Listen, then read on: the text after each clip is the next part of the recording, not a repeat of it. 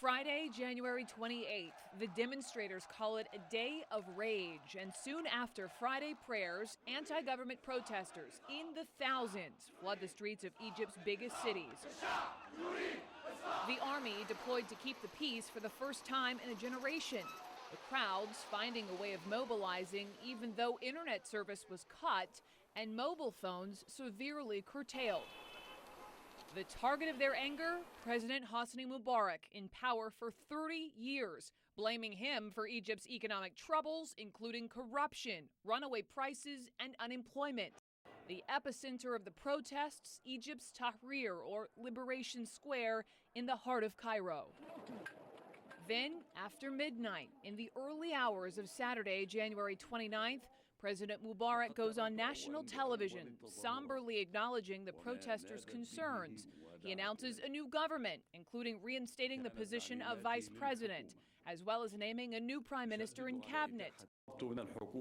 I asked the government to resign today.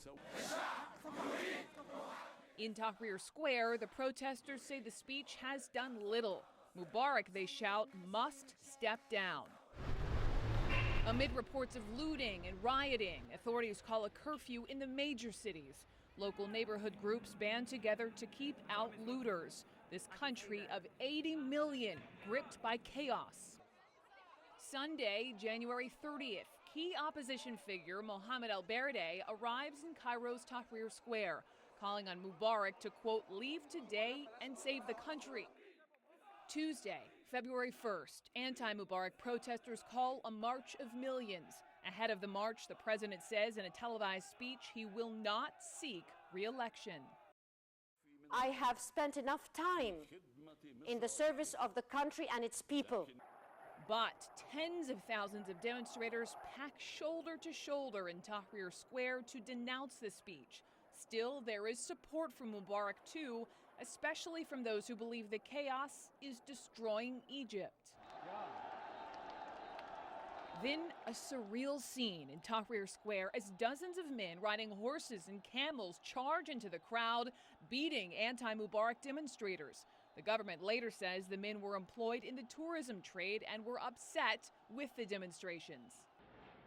Then, days of clashes, Molotov cocktails thrown, and journalists, including our own Anderson Cooper, coming under assault.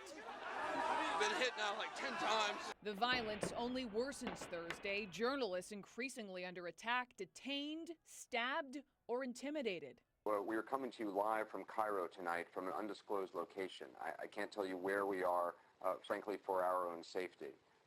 There's a lot of journalists now who've kind of gone to ground here in Cairo.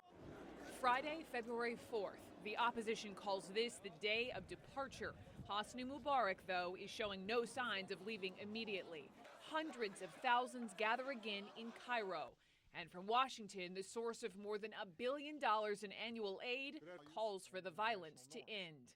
So we are sending a strong and unequivocal message. Attacks on reporters are unacceptable. Attacks on human rights activists are unacceptable. Attacks on peaceful protesters are unacceptable. For a while, the protests appear to run out of steam. The president unbowing.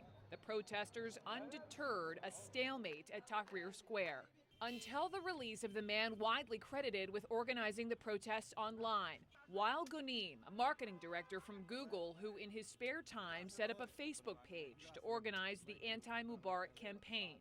Security forces had detained Ghonim soon after the January 25th protests began. Upon his release, he electrifies the nation, saying he's prepared to die for the cause. You are not going to stop us. Kidnap me, kidnap all my colleagues, put us in jail, kill us. Do whatever you want to do. We are getting back our country. Thursday, February 10th, the military tells the crowd in Tahrir their demands would be met. Tens of thousands more flood to the capital, the mood resembling a concert. Reports from Cairo, backed by officials in Washington, suggest that the president may step down. Late in the evening, Hosni Mubarak announces he is delegating power to his vice president, but says nothing about leaving. The announcement greeted with boos and jeers. For the demonstrators, the roller coaster of emotions continues.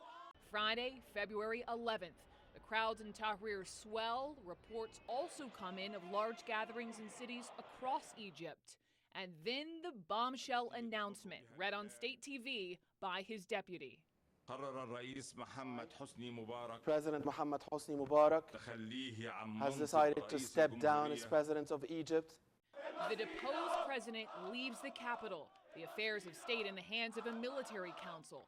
Questions remain about the transition to democracy, but Wael Ghonim sums up the euphoria in the moment in Egypt in a telephone interview with CNN.